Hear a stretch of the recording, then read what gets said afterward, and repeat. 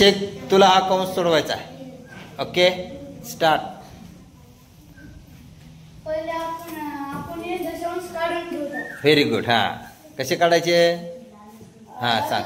लास्टला मारायचं. Okay okay मान मग.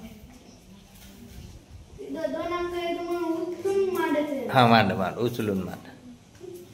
हा मग आता खालचा. हे आता दोन अंक नाही ते एकच आहे. तसे शून्य देऊन शून्य देऊन दशांश द्यायचा. असं का बरं शून्य दिला रे? हा हा का बरं शून्य दिला? एकच अंक होता. Very good.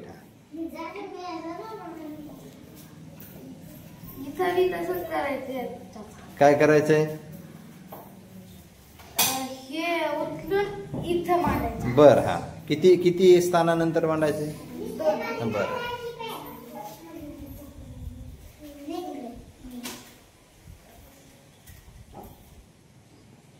हा मानला. बर आता वरचा दशांश कसा उचलायचा मग? किती स्थानानंतर उचलायचा? वर तर एकच स्थान आहे की कसं होणार मग? आता शून्य देऊन दशांश द्यायचा. शून्य देऊन म्हणजे नवीन स्थान तयार करायचं. हा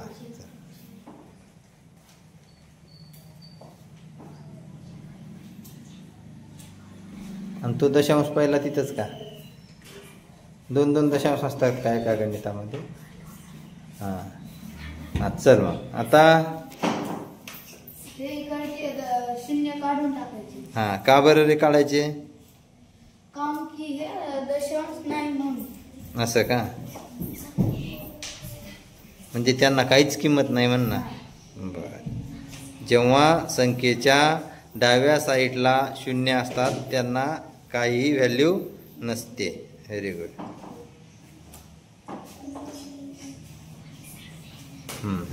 सोडव मग आता. या दोन्ही संख्येला एकच संख्येनं भाग द्यायचा. हा व्हेरी गुड. ही संख्या 7 आहे. हा 7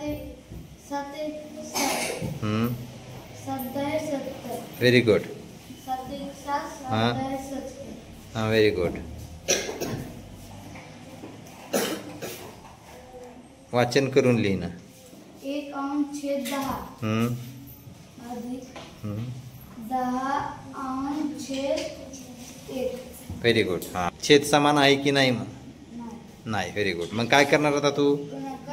छेद लहान करणार का मोठा करणार? आता कोणत्या पूर्णांकाचा? या. हा कसा करणार?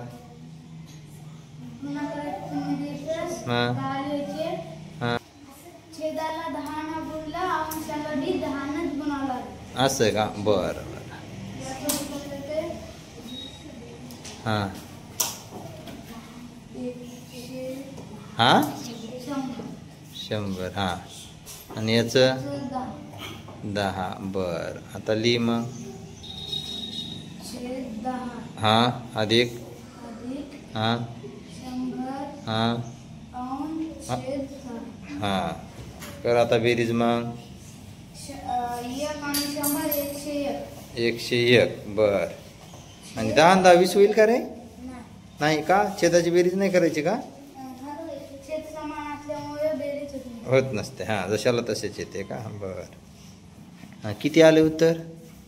101 अंश छेद 10. Very good. छान. बस.